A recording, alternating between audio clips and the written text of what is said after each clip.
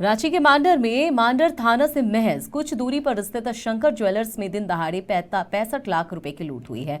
आपको बता दें कि पूरी घटना सीसीटीवी में कैद हो गई है। लुटेरों ने बेखौफ होकर इस वारदात को अंजाम दिया है। लेकिन बता दें कि 24 घंटे बाद भी अब तक पुलिस और प्रशासन बस हवा में तलवार भांज रहे हैं। देखिए ग्राउंड जीरो से अभिषेक की रिपोर्ट।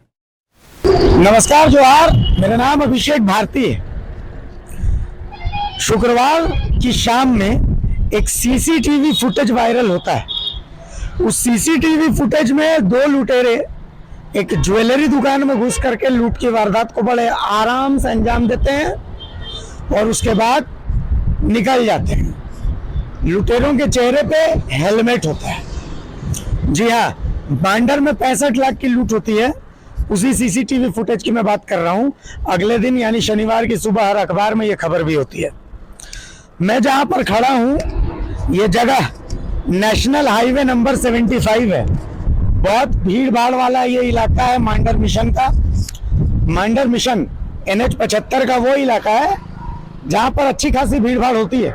यहाँ से मैं अगर 200 कदम इधर चल जाऊंगा दाहिने साइड मेरे, तो मांडर मिशन अस्पताल, संत अन्ना स्कूल, तमाम चीजें यहाँ नजर आएंगी आपको। भीड़ भाड़ वाला इलाका है। बाईं तरफ में 200 कदम चला जाता हूँ तो मांडर बाजार, मांडर थाना और तमाम चीजें इधर नजर आएंगी। और 10 कदम अगर मैं पीछे चला जाऊंगा तो हर 2 मिनट में एक गाड़ी गुजरती है जो मुझे धक्के मार के निकल जाएगी, जिससे ये बात साबित हो जाती है कि ये इलाका बहुत भीड़ भाड़ वाला इलाका है। अब मैं आपको ये जगह दिखाता हूँ जहां पर मेरी मोटरसाइकिल अभी खड़ी है। ठीक इसी जगह पर एक मोटरसाइकिल सवार 2 लोग आते हैं, यहाँ मोटरसाइकिल खड़ी करते हैं, फोन पे आराम से बात करते हैं और फोन पे बात करने के बाद धीरे धीरे मैं जैसे अंदर की तरफ जा रहा हूँ, बस इसी तरीके से अंदर की तरफ जाते हुए ये दुकान है शंकर एंड सन्स ज्वेलर्स। इस दुकान में घुसते हैं, आराम से बहुत तसल्ली से घुसते हैं। मैं आपको दिखाता हूँ, ये सीसीटीवी है। इस सीसीटीवी में उनकी तस्वीरें आई हुई हैं कि किस तरीके से हेलमेट पहने हुए वो लोग अंदर घुसते हैं। ये आराम से इस दुकान में घुसते हैं। 2 लोग थे इस दुकान में। सीसीटीवी फुटेज भी लगा हुआ है, सीसीटीवी लगा हुआ है जिसका फुटेज पुलिस के पास है, लोगों के पास भी है, वो वायरल हो रही है।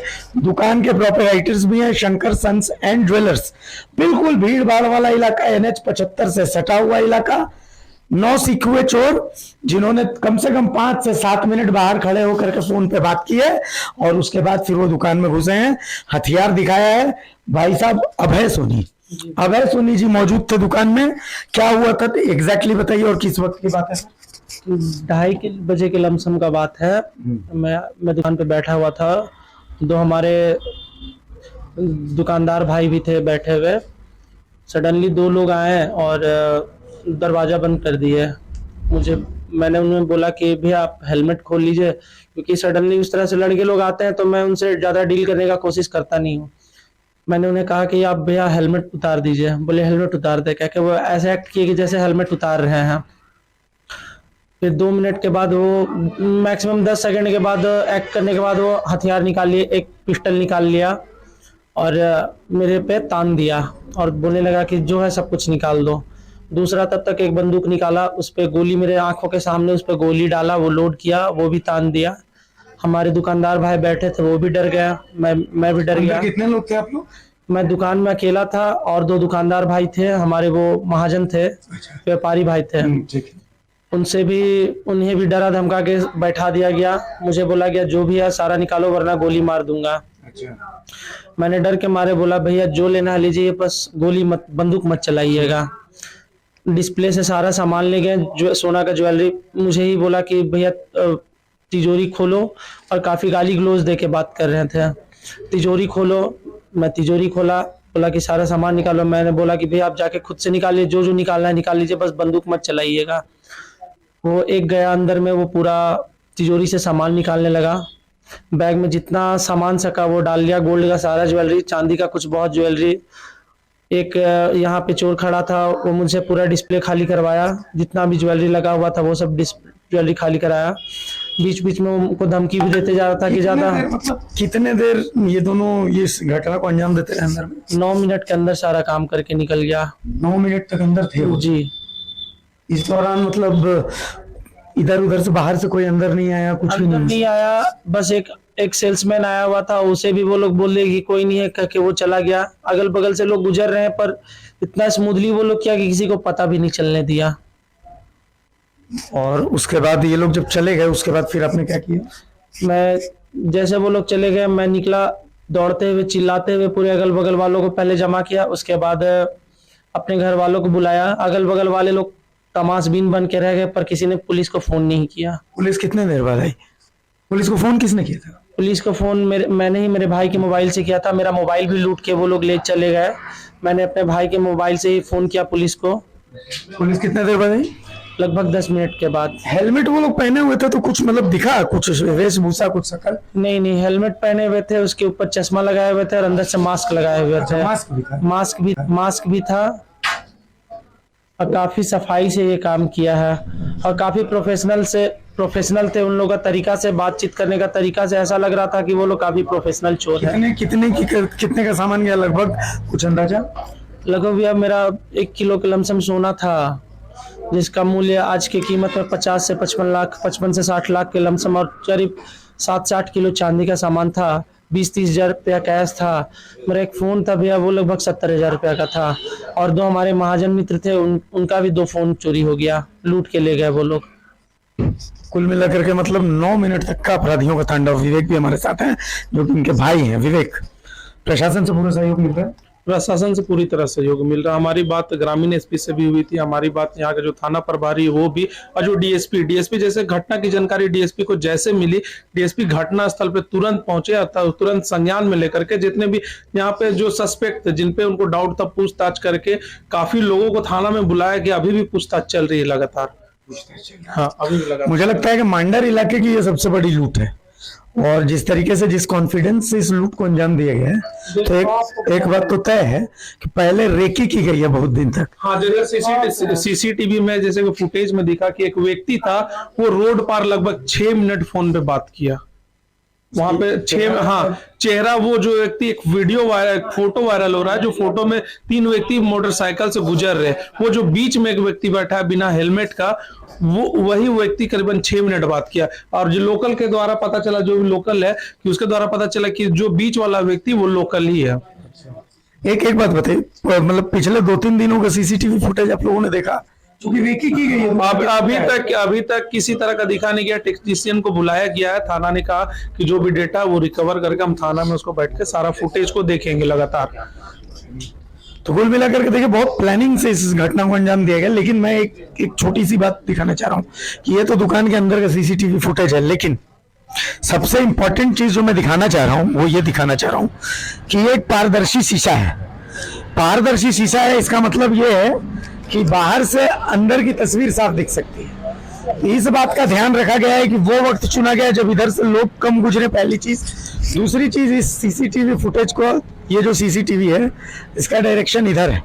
अगर इसका डायरेक्शन अगर दूसरी तरफ हो तो पिछले 2-3 दिनों में जिन लोगों ने दुकान की रेकी की है, दुकान की रेकी करने के लिए दुकान के 100 मीटर के दायरे में जरूर एक शख्स को आकर के देखना पड़ेगा कि भाई कौन कब आता है, नहीं आता है।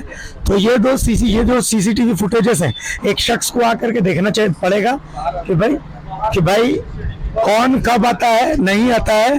तो ये जो सीसीटीवी फुटेजेस हैं, इनके पिछले 1 हफ्ते के रिकॉर्ड्स को अगर चेक किया जाए तो आपको अंदाजा होगा कि आपके दुकान के इर्द गिर्द कौन सा लोग हर दूसरे-तीसरे दिन पहुंच रहे हैं, वो आकर के देख रहे हैं। तो इन सब चीजों की जांच अभी आप लोग इस डायरेक्शन, अभी तक हमने इस चीज की जांच नहीं की है। अभी टेक्नीशियन को बुलाया गया है।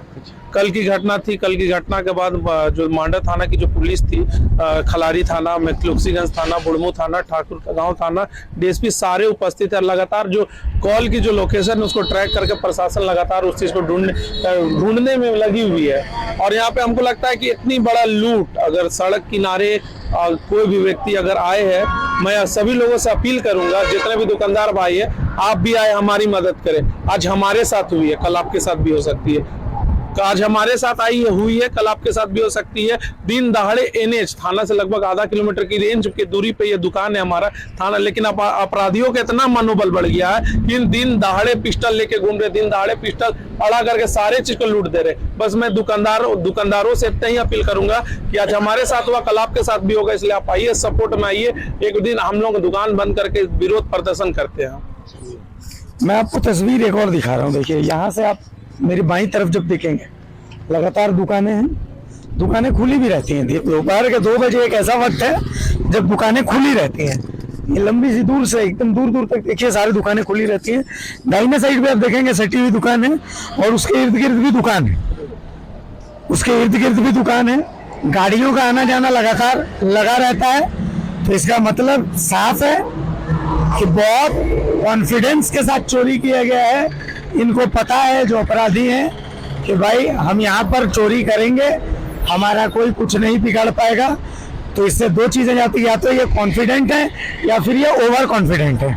2 ही चीजें हैं। अगर कॉन्फिडेंट है तो फिर ये बात है कि ये कॉन्फिडेंट क्यों है, और अगर ओवर कॉन्फिडेंट है तो फिर ये बात है कि अब तक ये पकड़े क्यों नहीं जा रहे हैं। बहुत सारे लोग भी मेरे साथ मौजूद हैं, मैं इनसे भी पूछ रहा हूँ। अंकल आपको ऊपर वाले कैमरे से आप लोग जी जी जी, तो आप तो मतलब यहीं के रहने वाले हैं? नहीं, यहाँ के नहीं। और मांझी क्या है? मांझी के। तो सर साफ एक बात तो दिख रही है कि या तो ये लोग एकदम कॉन्फिडेंट है दोनों चोरवन, या फिर ओवर कॉन्फिडेंट है, नौसिखुआ है। आपको क्या लगता है?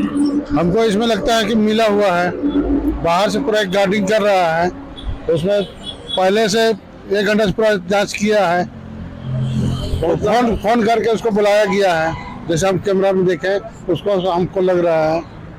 तो क्या लगता है मतलब ये लूट की मैं इनसाइड स्टोरी आपको दिखा रहा हूँ। एक बार फिर मैं विवेक का रुख कर रहा हूँ, विवेक के पास मैं चलूंगा। विवेक कहाँ है?